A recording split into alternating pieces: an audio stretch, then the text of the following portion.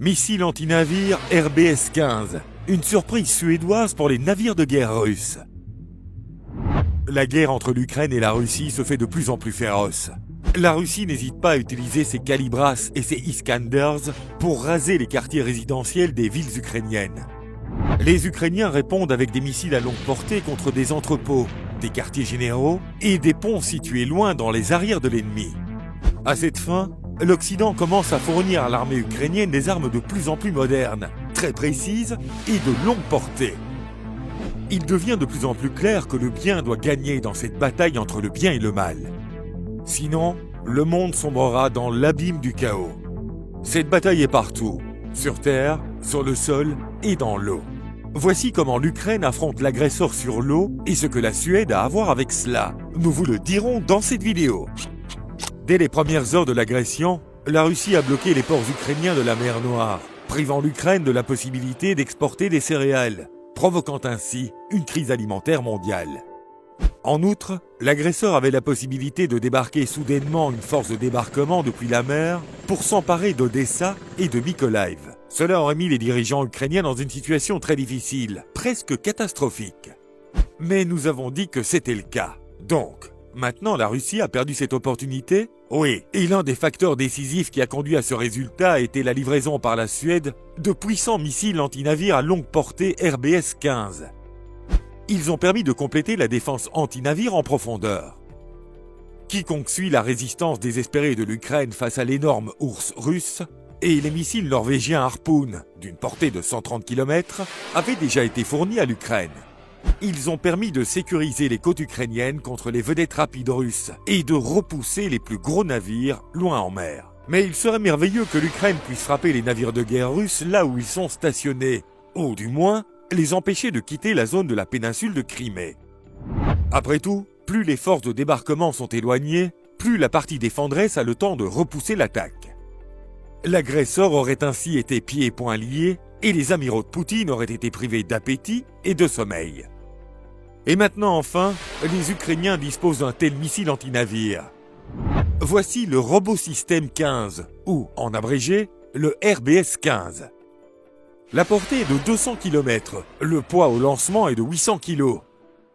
Et le poids de l'ogive est de 200 kg, soit 115 kg d'explosifs puissants. C'est-à-dire qu'un coup suffit pour couler un destroyer ou une frégate, voire même un cuirassé, ou au moins le mettre définitivement hors d'état de nuire. Examinons de plus près ce remarquable missile et comprenons pourquoi son utilisation pourrait détruire la quasi-totalité de la flotte russe de la mer Noire. Commençons par le fait que le RoboSystem 15 aurait pu ne jamais voir le jour. À la fin des années 50, les Suédois ont décidé, à juste titre, que pour la mer Baltique, peu profonde, qui baigne leur pays, les grands navires de guerre, comme les destroyers, qui ont donc un grand tirant d'eau, ne sont pas nécessaires. Il est plus facile de construire davantage de petits bateaux ou de corvettes, mais de les équiper de puissants missiles. Mais le missile anti-navire Robo 8 qui était en service à l'époque n'était pas adapté à cette fin. Il était lancé depuis des rails ouverts, devait être stocké dans des hangars, et nécessitait une longue préparation avant le lancement. Dans cette situation, l'armée suédoise a trouvé opportun de développer un missile entièrement nouveau, basé sur l'ancien missile aéroporté Robo 4, qui avait une conception plus compacte et un moteur de fusée à propergol solide, ne nécessitant pas de préparation préalable au lancement. Mais la portée de ce missile étant faible, la marine suédoise a commandé à Saab une version du missile propulsé par un turboréacteur. Le RB-04 Turbo a été présenté en 1978, mais la marine a estimé qu'il n'était pas assez efficace en raison de l'altitude de vol élevée de la section de marche, plus de 20 mètres, et a proposé de le remplacer par un Harpoon américain sous licence.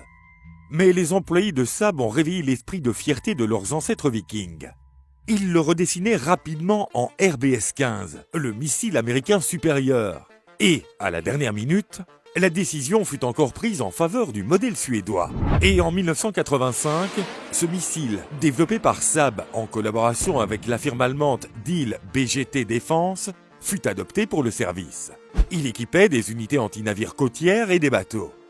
Très vite, l'armée de l'air s'est intéressée à ce nouveau missile.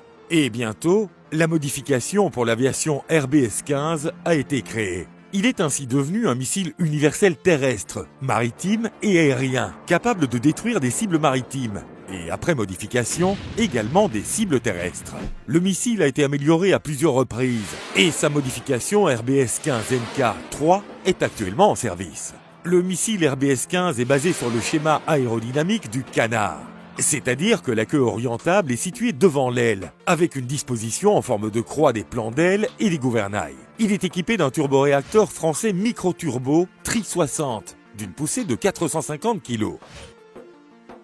Le moteur peut fonctionner aussi bien au kérosène JP8 qu'au carburant synthétique à haute teneur en calories JP10. L'entrée d'air du moteur est située dans la partie inférieure du fuselage. Derrière elle, pour les modifications terrestres et maritimes, sont installés 2 boosters de fusée à poudre. Le vecteur de poussée des boosters est incliné par rapport à l'axe longitudinal du planeur, selon un angle de 18 pouces. La vitesse de marche du missile est de 298 mètres par seconde. La fusée fait 43 mètres de long. Ce qui est remarquable à propos de ce missile. Et pourquoi nous pensons que les amiraux de Poutine devraient maintenant faire des réserves de Validol et quelques Pampers ne feront pas de mal. Premièrement, la portée de 200 km permet de ne pas laisser la marine russe sortir de la zone de la péninsule de Crimée. Deuxièmement, le vol du missile n'a pas lieu à plus de 2 mètres au-dessus de la surface de la mer. Cela signifie que pour le radar de défense aérienne du navire, le RBS-15 sortira de derrière l'horizon à une distance d'environ 20 km. C'est la distance que le missile parcourt en 1 minute et demie. Mais cela ne signifie pas que ces 1 minute et demie de surprise suédoise pour les Russes seront visibles pour eux dans toute leur gloire. Nous en arrivons à la 3e caractéristique. Pour réduire la zone de dispersion effective, le missile est conçu avec des matériaux absorbant les ondes radio et la signature infrarouge est réduite par le blindage du compartiment moteur. Donc, même si le RBS-15 sort de derrière l'horizon, essayez de le détecter. Vous avez eu de la chance? Vous l'avez détecté? Mais ça ne sert à rien. Dans la dernière partie du vol, le missile commence à faire des manœuvres de contre-rotation dans 2 plans. Et la conception permet de faire différentes pirouettes avec des charges de 8 G. Donc, on frappe encore cette fusée. Mais ce n'est pas tout ce que le RBS-15 peut offrir aux citations des Russes. Le missile est guidé sur la partie croisière de la trajectoire par un système inertiel avec un radioaltimètre qui assure son vol vers la cible le long d'une ligne droite ou d'une trajectoire complexe programmée. Il peut survoler des obstacles tels que des îles ou des terres, tourner sur la cible à un point prédéterminé, ainsi qu'effectuer une manœuvre de contre-feu dans 2 plans. En outre, le système de contrôle permet de rechercher et d'attaquer en cas d'échec de la capture de la cible. Dans la dernière étape du vol, le guidage est effectué à l'aide d'un localisateur embarqué et d'un passif, qui n'émet pas et fonctionne uniquement sur le capteur de réception. Cette combinaison offre un haut niveau de protection contre le brouillage et, par conséquent, augmente la probabilité d'atteindre la cible dans des conditions de forte contre-mesure électronique. Le système de guerre électronique du navire a réussi à aveugler le missile, mais son capteur infrarouge n'a pas encore réussi à acquérir une cible. Ne vous précipitez pas pour vous réjouir, amiraux de Poutine. Voici une autre manœuvre inattendue pour vous. Si la cible est perdue et ne peut être détectée, le missile se redirige automatiquement vers la source de brouillage et la frappe. Quelle véritable surprise suédoise! Donc, si j'étais les amiraux de Poutine, je réfléchirais sérieusement à ce qu'il faut faire ensuite. Bien sûr, de grosses bretelles, des commandes et de l'argent bien placé, c'est super. Mais pour la perte de navires de guerre, ils seront certainement appelés à rendre des comptes. Et au lieu d'un bureau douillet sur la côte de la mer Noire, ils pourraient bien se retrouver dans une baraque froide sur la côte de la mer Blanche. Si vous avez apprécié notre vidéo, nous vous invitons à vous abonner à notre chaîne.